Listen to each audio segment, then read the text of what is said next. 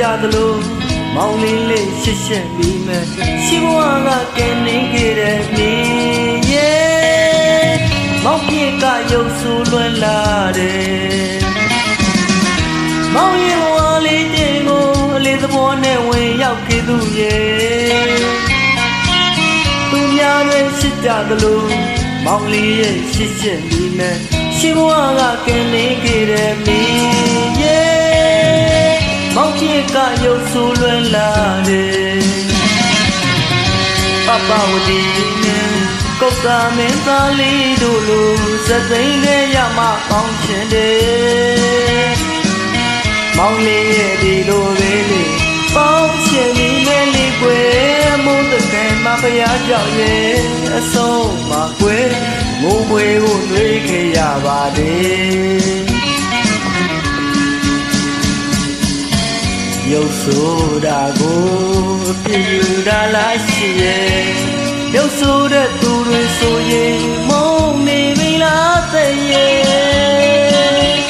တကယ်ဆိုရင်အစမလာလေးမေကွယ်ချစ်တဲ့အသေးတော့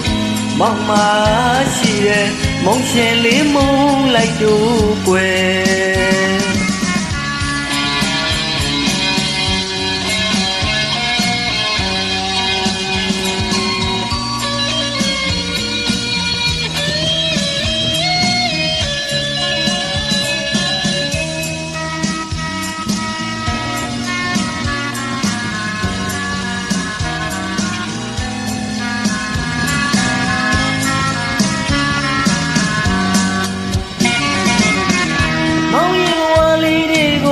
ပြောသဘောနဲ့ဝင်ရောက်ပြည်သူရဲ့သူများလေးရှိကြသလိုမောင်လေးရဲ့ချစ်ချက်ပြီးမဲ့ရှိဘဝကကဲနေခဲ့တဲ့ဒီရဲ့မောင်ပြေကရုပ်ဆိုးလွန်လာတယ်ပပဝတီနဲ့ကုတ်သားမင်းသားလေးတို့လိုစသိန်းနဲ့ရမပေါင်းရှင်တယ်မောင်လေးရဲ့ဒီလိုပေါင်းရှင်မိနဲ့လေးကွယ်မို့တကယ်မဖျားကြောင်ရဲ့အဆုံးမှာကွယ်ငိုဝဲကိုနှွေးခဲ့ရပါတယ်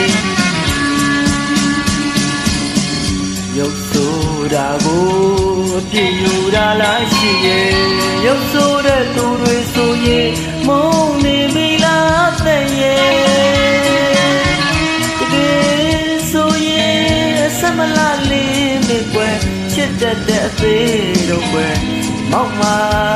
ရှိတဲ့မုန်းရှင်လေးမုန်းလိုက်တို့ကွယ်